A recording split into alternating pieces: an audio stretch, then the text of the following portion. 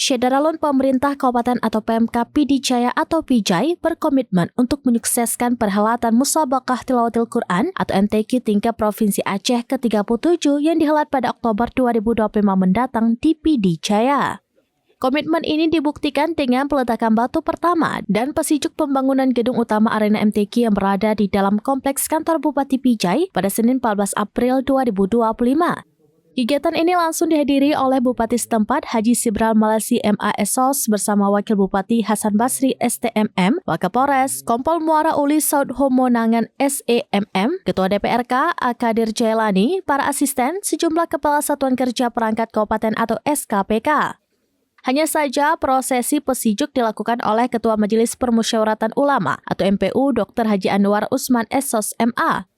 Namun sebelumnya, pihak Pemkab turut menyantuni 15 anak kurang mampu dari Kampung Mayangcut, Kecamatan Merdu. Seperti diketahui, perhelatan MTQ ke-37 tingkat Provinsi Aceh direncanakan pada Oktober 2025 mendatang dengan dipercayakan Kabupaten Pijai ditunjuk sebagai tuan rumah. Dijelaskan Nyakshi, sapaan akrab Haji Sibral Malasi MASOS bahwa pembangunan gedung utama di atas lahan 2.000 meter persegi ini tidak hanya sebatas pembangunan fisik saja.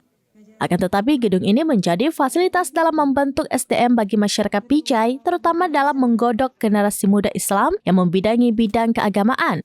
Selain itu juga merupakan investasi bagi generasi masa depan. Jadi, pelaksanaan pembangunan gedung utama arena MTQ ini dapat berjalan dengan lancar tanpa adanya hambatan dan pembangunannya selesai tepat waktu sesuai dengan rencana. Kepala Dinas Pekerjaan Umum atau PU Pijai, Orizal Safitri STMT kepada seramnews.com pada Senin 14 April 2025 mengatakan, sesuai dengan target penyelesaian pembangunan gedung utama arena MTQ ke-37 tingkat Provinsi Aceh dapat rampung dalam kurun waktu selama 180 hari kerja atau 6 bulan ke depan. Dari Pidi Jaya, Idris Ismail, seramnews.com. Karena untuk kali ini